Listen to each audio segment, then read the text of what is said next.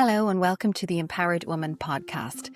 This season was all about matrescence because we need to talk about that monumental transition that women go through when they become mothers. Women have been birthing and mothering children for as long as humanity exists. So matrescence has existed for as long as humanity exists. But the word only entered the dictionary this year.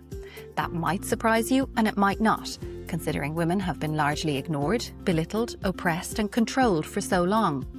This season of my podcast is my contribution to giving voice to what we need to hear. I will forever be grateful to all of the incredible women who spoke to me for this season. Their knowledge, wisdom, real and raw honesty was shared so generously for the benefit of us all. Here's a taster of what this season covered. I really remember feeling is the rawness. It was so raw.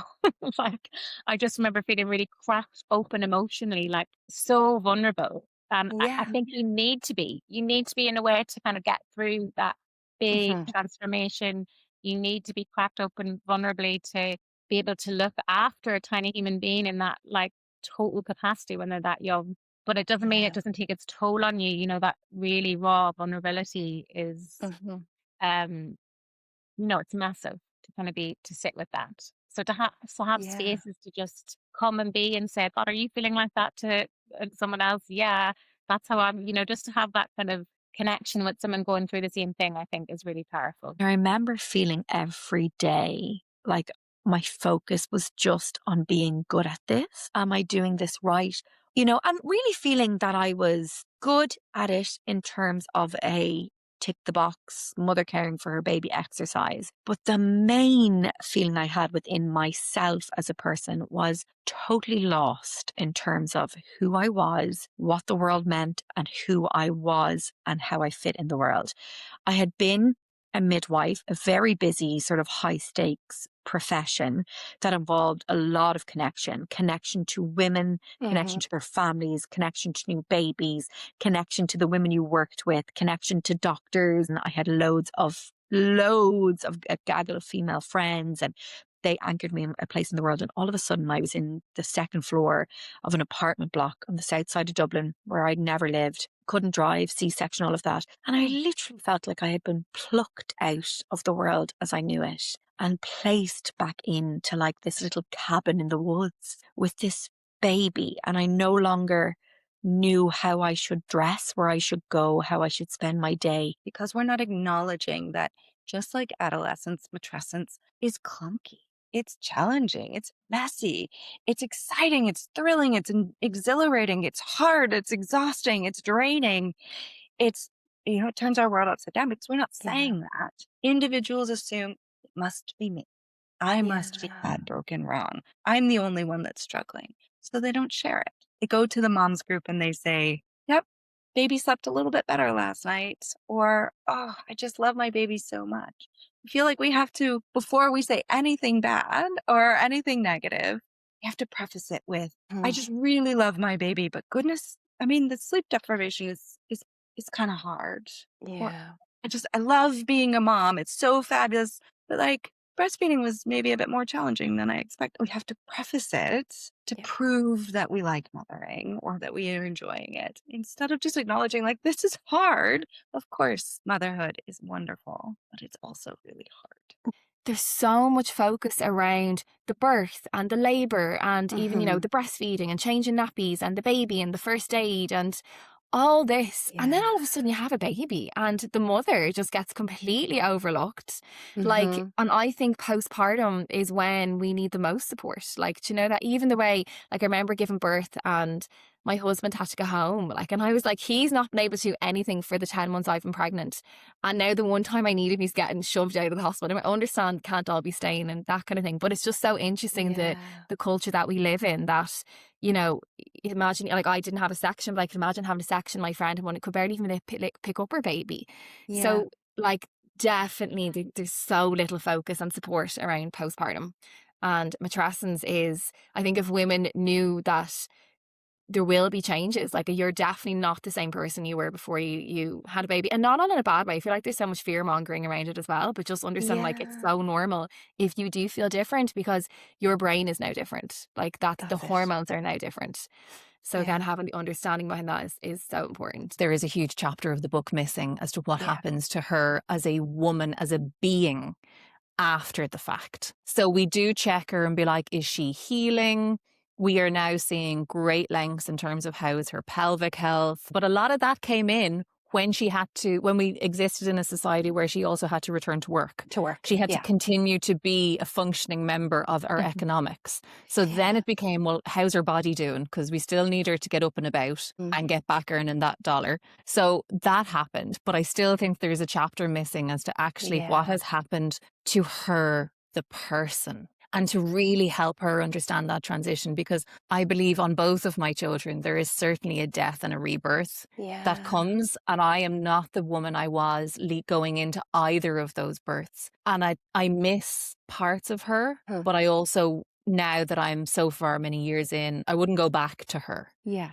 But I wish I knew what was happening while it was happening. So why is it not in the textbooks? Well, we have to think about the long history of women's health research and funding, why we got marginalized. I mean, even to this day, I think I get sometimes a pejorative glance from someone who thinks this is still a pink science. And thank goodness we're entering a new revolution of femtech. But why didn't the female brain get put into the MRI?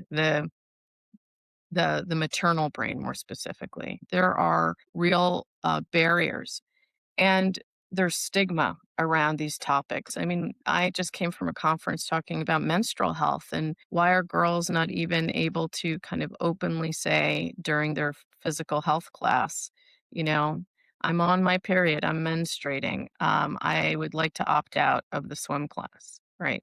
So there's a kind of culture of silence. If we look back a few generations, the practice of mothering was seen largely to be about keeping your children safe, well fed, clothed, groomed in a particular way for them to present in a particular way. We had a saying here in Australia, I don't know if it's in your context too, but children are to be seen and not heard. So there was that's something that my mum's generation grew up with. And so the expectations on what it meant to mother was very different. Now I think there are more intensified expectations about our engagement with our children. So our responsibility for their emotional landscape and regulation and experience, our sense of responsibility in terms of providing educational stimulus, playing with them, providing them particular opportunities to support their development and well-being. There's just a lot more. There's a lot more loaded onto mothers today, I think, when it comes to that mothering piece. So I think that it can manifest in a variety of different ways. But what we do know is that this has a significant impact on mothers' mental health and well-being. How many people say that? I'm just a mother. Yeah. The just part. And I think society has conditioned us into saying just a mother. And we don't sort of stand up proud and kind of say, I am providing entertainment, nutrition, education and whatever else to these 3 tiny babies. We kind of don't do that. So we often don't say that we're a mother, because the identity of being a mother is associated with being just a mother. It's a something else. It's a something else that's kind of an add-on to who you really are. And I certainly reflected on that a lot. I reflected on the fact that society didn't want me to be a mother. Society wanted me to be an economic earner. Society wanted me to be more interesting and more useful and more productive. And yet, the most productive thing that you can do in many respects is create another human being that is happy and well-nourished and attuned and regulated and cared for. I feel that historically in this country, we don't have a very good track record of how we've treated mothers. And, I know that, that's a part of our history. There's a lot to it that they don't want to talk about and they want to just move on from. But I think it lingers and it has trickled down into still how we treat mothers. And particularly mothers maybe who are lone parents or from migrant communities, you know, or LGBTQ plus mothers, we've a lot of work left to do in terms of that. And I think that society doesn't really value the mother like they should, and doesn't really listen to the mother's voice as they should.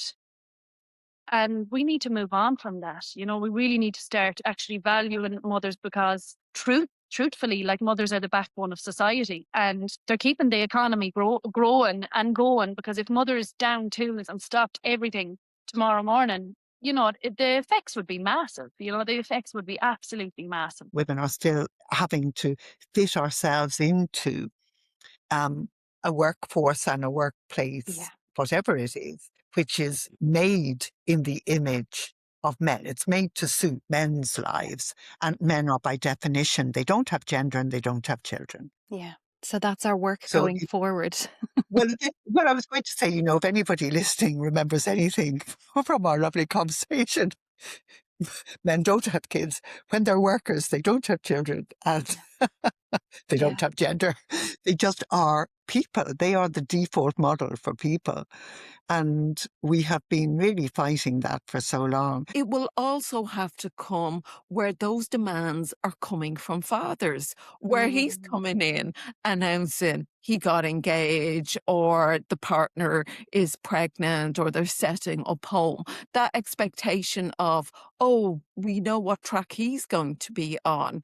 And that's why it's really important that we're moving to this space of, instead of looking at women workers as / mothers, we're looking at men as also fathers. And that is going to be key for it, that we're looking at all 30, 40 somethings as potential as parents, or potential parents to a bigger family, or parents to a younger family, or with their own parents that will be requiring care and support as well.